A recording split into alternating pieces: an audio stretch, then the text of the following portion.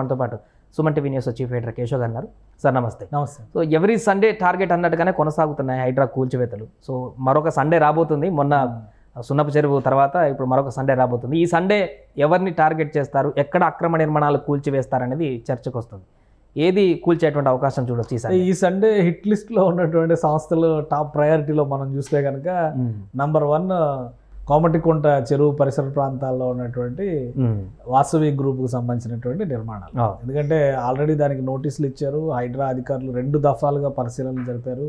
Irrigation department నుంచి కూడా అక్కడ పరిశీలన జరిపారు. వాస్తవానికి అసలు చెరువు దగ్గరకి వెళ్ళేటువంటి దారి మొత్తం మూసేశారు. ఒకవైపు వాసవి అర్బన్ కంట్రోల్లో ఉంది, ఇంకో వైపు నుంచి ప్రైవేట్ ప్రాపర్టీస్ పెట్టారు. చెరువు క్యాచ్మెంట్ ఏరియాని కబ్జా చేశారు. 2 టవర్లు, అందులో 8-9 టవర్లు అయితే పక్కాగా FTL పరిధిలో కట్టారనేది తేల్చారు. సో అది ఒకటి. రెండోది సినీ నటుడు జైభేరి కన్స్ట్రక్షన్స్కి సంబంధించి మురళీమోహన్ గారికి సంబంధించినటువంటి నిర్మాణాలు. అది కూడా రంగలాల్కుంట చెరువుకు సంబంధించినటువంటి ప్రాంతాల్లో అక్కడ ఆల్రెడీ నోటీసులు ఇచ్చారు. కానీ ఆయనే కూల్చేసుకుంటానని అన్నారు కదా. కూల్చేస్తానని అన్నారు. మరి అది కూల్చివేస్తే ఒకలా ఉంటుంది, కూల్చకపోతే ఇంకోలా ఉండొచ్చు. తర్వాత వేవ్ రాక్ అని కన్స్ట్రక్షన్కి సంబంధించి అది కూడా గచ్చిబౌలి ప్రాంతంలో ఉన్నటువంటి స్ట్రక్చర్స్ అవన్నీ కూడా స్వయంగా రంగనాథ్ గారు వీళ్ళు కూడా పరిశీలించారు. ఏం జరుగుద్ది అనేది ఈ 3 సంస్థలకు సంబంధించి మాత్రం చాలా గట్టిగా మనం ఈ సండేకి ఆసక్తిగా ఉన్నటువంటిది. ఇందులో ఎక్కువ వైరల్ అవుతుంది వాసవి అర్బన్ కి సంబంధించినటువంటి నిర్మాణం. అలాగే దుర్గం చెరువు పరిసర ప్రాంతాల వాళ్ళకు కూడా నోటీసులు ఇచ్చి చాలా రోజులే అవుతుంది. ఇంతవరకు దానికి అప్డేట్ కూడా ఏం కనిపించదు. దుర్గం చెరువు పరిసర ప్రాంతాల్లో ఉన్న నివాసాలకి నోటీసులు ఇచ్చారు. 10 రోజులు సమయం ఇచ్చారు. బహుశా 10 రోజులు ఇంకా గడిచినట్లేదు. వాళ్ళకి సమయం ఉంది. కాకపోతే ఒక వెసులుబాటు లేదా ఒక రిలీఫ్ వాళ్ళకి దక్కింది. ఏ విధంగా మనం చూడాలంటే నివాసం ఉన్నటువంటి ప్రదేశాలను కూల్చివేసేటువంటి విషయంలో కొంత సమయం ఇస్తామని చెప్పి అన్నారు. తొందరపాటు చర్యలు ఉండవన్నారు. ఖాళీ చేయించే వరకు అవకాశం ఇస్తామని చెప్పి అన్నారు. అలా కాకుండా కమర్షియల్ ప్రాపర్టీస్గా మార్చుకున్నటువంటి ప్రదేశాలు, ఈ కొత్తగా నిర్మిస్తున్న గేటెడ్ కమ్యూనిటీస్ తరహాలో నిర్మాణాలు చేస్తున్నటువంటి ఆల్రెడీ నిర్మాణాలు పూర్తయినవైనా కానీ రెడీ టు ఆక్యుపై ఉన్నవైనా కానీ కూలగొట్టేస్తామని తేల్చి చెప్పారు. అంటే ఇప్పుడు దేనిపైన నిర్ణయం తీసుకుంటారంటే కొంచెం సస్పెన్స్ ఇది క్రియేట్ చేస్తున్నటువంటి పరిస్థితి అయితే ఉంది.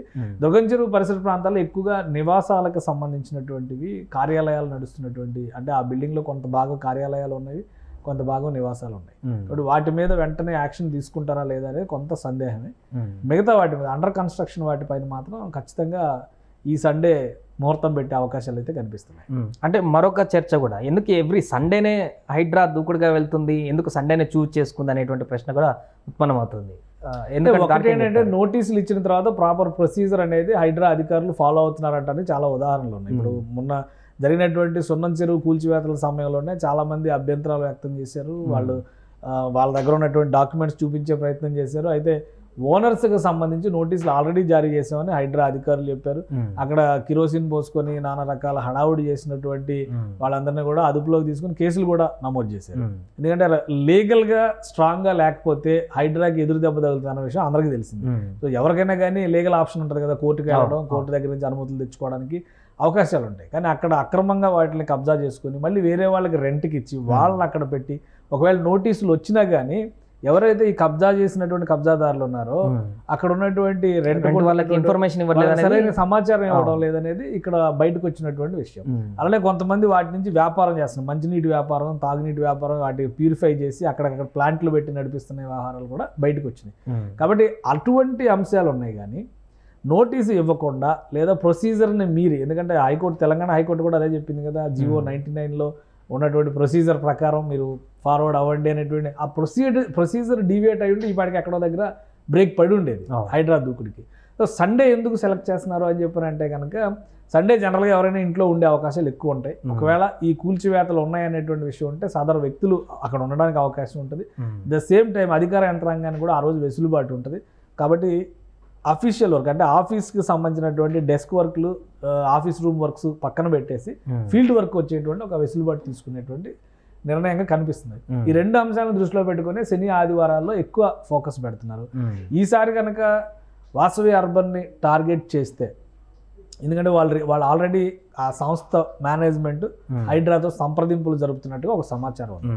అది ఎక్కడైనా ఒక ఎమికబుల్ సొల్యూషన్కి, ఒక కన్క్లూజన్కి వస్తే చెప్పలేము. లేదంటే కూల్చివేతకు వెళ్తే మాత్రం అది మేజర్ డిమాలిషన్ అవుతుంది. ఇప్పటి వరకు హైడ్రా చేసినటువంటి కూల్చివేతలు అన్నిటికంటే అతిపెద్ద కూల్చివేత కింద దాన్ని మనం ఇప్పుడు దానికి సంబంధించి కూడా ఈ బుల్డోజర్లో వీటితో కూల్చేటువంటి పరిస్థితి కూడా ఉండదు, బాంబులు పెట్టి పేలిస్తేనే అవి కూల్తాయి అనేటువంటి ఒక చర్చ కూడా వస్తుంది.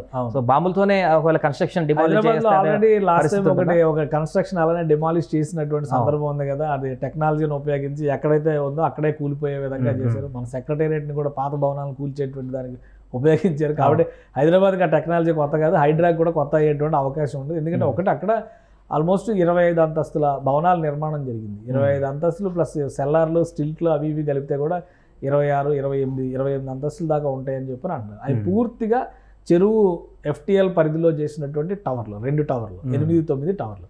సో ఆ టవర్ల విషయంలో మాత్రం టఫ్ డెసిషన్, అంటే మీరు అన్నట్టుగా బ్లాస్టింగ్కి వెళ్లాల్సినటువంటి అవసరం అయితే స్పష్టంగా ఉంది. ఒకవేళ అటువంటి నిర్ణయం తీసుకుంటే కనుక ఇక్కడ ఇంకొకటి, అది 40 lakhs అఫోర్డబుల్ హౌసింగ్ పేరుతో వాసవి అర్బన్ చాలా మంది దగ్గర నుంచి ప్రీ లాంచ్ ఆఫర్ రూపంలో డబ్బులు వసూలు చేసినటువంటి నిర్మాణాలు.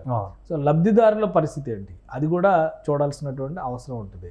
ప్లస్ చెరువు మొత్తాన్ని వాళ్ళ కంట్రోల్లో పెట్టుకొని, వ్యవస్థ మొత్తాన్ని వాళ్ళ కంట్రోల్లో పెట్టుకొని, అధికార యంత్రాంగాన్ని వాళ్ళ కంట్రోల్లో పెట్టుకొని చేసిన నిర్మాణం కాబట్టి చాలామంది అమాయకులు అక్కడ డబ్బు చెల్లించి ఉండవచ్చు. సో ఈ ఒకవేళ సంస్థతో కనుక హైడ్రా ప్రతినిధులతో కనుక చర్చలు జరిగితే అక్కడ జరగాల్సినటువంటి కన్క్లూజన్ ఏంటంటే, జరిగేటువంటి నష్టానికి లబ్ధిదారులు ఎవరైతే డబ్బులు కట్టారో వాళ్ళకి న్యాయం చేయడం పైన ఎక్కువ ఫోకస్ ఉండే అవకాశం ఉంటుంది. కానీ కూల్చివేత ఆగేటువంటి అవకాశాలు చాలా తక్కువ ఉన్నాయి.